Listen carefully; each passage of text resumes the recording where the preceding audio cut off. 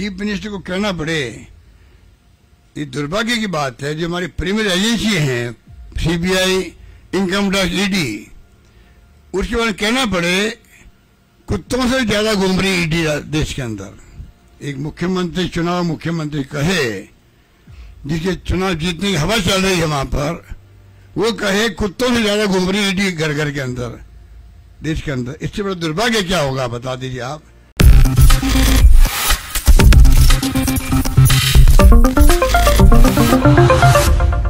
नमस्कार, आप देख रहे हैं नेक्स्ट 9 न्यूज। मैं तुषार आपके साथ।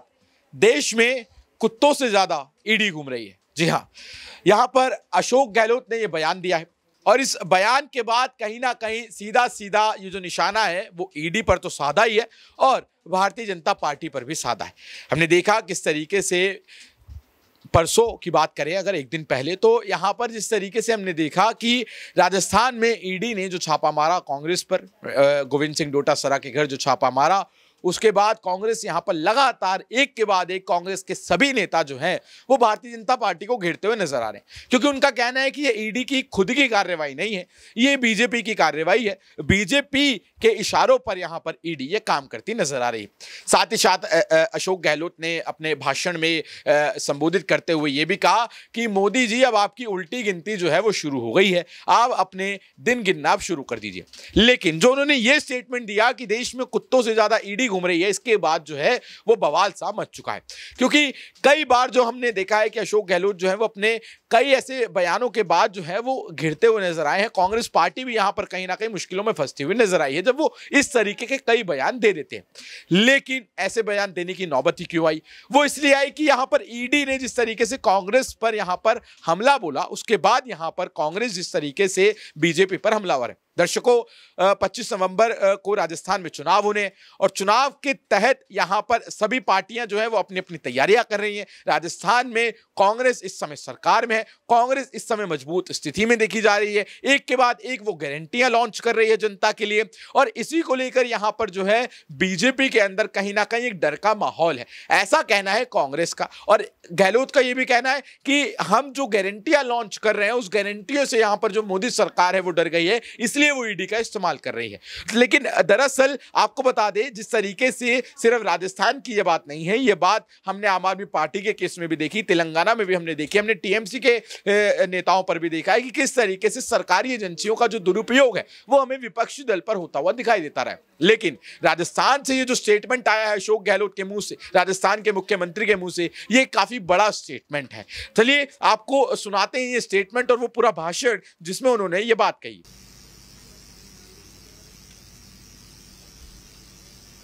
ये हमारा दृढ़ निश्चय है, जो राहुल गांधी जी कहते हैं, खड़गे साहब कहते हैं, वादा करो मत, करो तो निभाओ। अब देखा होगा पिछली बार राहुल गांधी जी ने कर्जा माफी का वादा किया था, 7 दिन में कर्जे माफ होंगे। 7 दिन में कर्जे माफ तीनों राज्यों ने किए थे उस वक्त में। हमारे यहाँ पर भूमि विकास बैंक, सीसी बैंक के कर्जे माफ हो गए, 22 लाख लोगों के कर्जे माफ हो गए। हम कहते कहते थक गए प्रधानमंत्री जी को, कृपा करके जो आप 1000 करोड़, 2000 करोड़, 5000 करोड़ के कर्जे आप इंडस्ट्रियलिस्ट से उनके माफ भी करते, उन्हें नेगोशिएट करके 5000 करोड़ कर्जा है, 5000 करोड़ का आप 3000 तक लाते उसको नेगोशिएट करके, और 3000 ला करके फिर आप वसूल करते हो। हमने कहा किसानों से आप नेगोशिएट कर लें, कम हो जाएगा राशि, जो किसान के सही आएगी वो हम भरेंगे। आज तक उनका जवाब नहीं आ रहा है, इसका मैं कंडेम करता हूँ, इस बात को निंदा करता हूँ किसानों के लिए। और पार्लियामेंट में कह दिया हमारी नीति नहीं है किसानों को कर्जा माफ करने की, वो बिगड़ जाएंगे, किसान बिगड़ जाएंगे। उनका मकसद एक्चुअल में सर क्या काम लिया वो आप देख लेना, लोकसभा के प्रश्न का जवाब आया हुआ है, पर उसका मतलब ही था बिगड़ जाएंगे, एक प्रकार से ये उनका मतलब था। जिनका विश्वास किसान पे नहीं है उनको क्या हक है देश में शासन करने का? इंडस्ट्रीज का कर्जा माफ, हजारों करोड़ के कर्जे हो, किसान का कर्जा माफ करने में आपको शर्म आ रही है, वो बिगड़ जाएगा, जमा नहीं करवाएगा नहीं।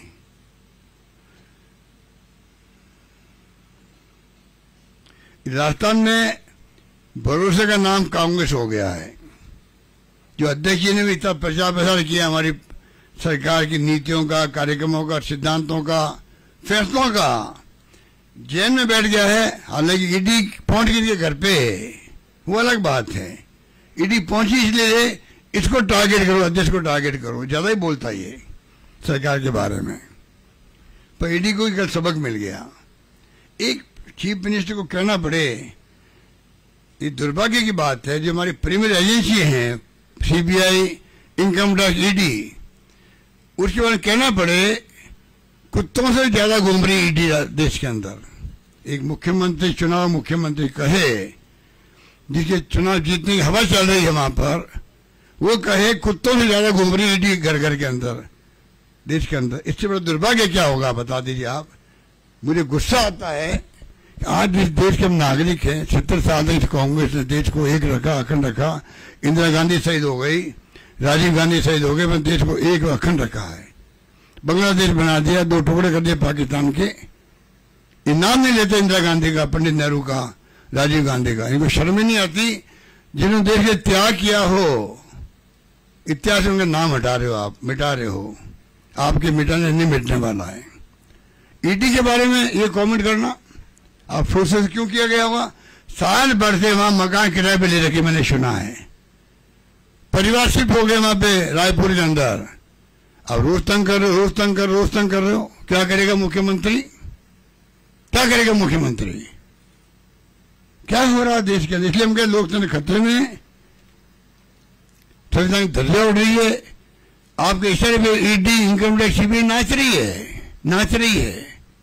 मैंने टाइम मांगा डायरेक्टर सीबीआई से, डायरेक्टर ईडी से, चेयरमैन सीबीडीटी से।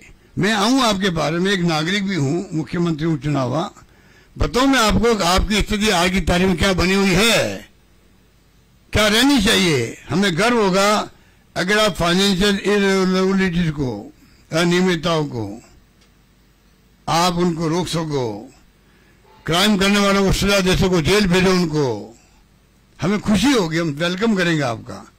आप पॉलिटिकली हथियार बन गए हो 9 साल से। खाली विपक्षी पार्टियों के नेताओं में जाते हो, और नेता जब जाता बीजेपी ज्वाइन करता है तो दूसरा जुड़ जाता, वो वॉशिंग मशीन जुड़ जाता है। पूरा देश देख रहा है क्या हो रहा है। अरे मोदी जी, आपको समझ में नहीं आ रही है, आपकी उल्टी गिनती शुरू हो गई है देश के अंदर।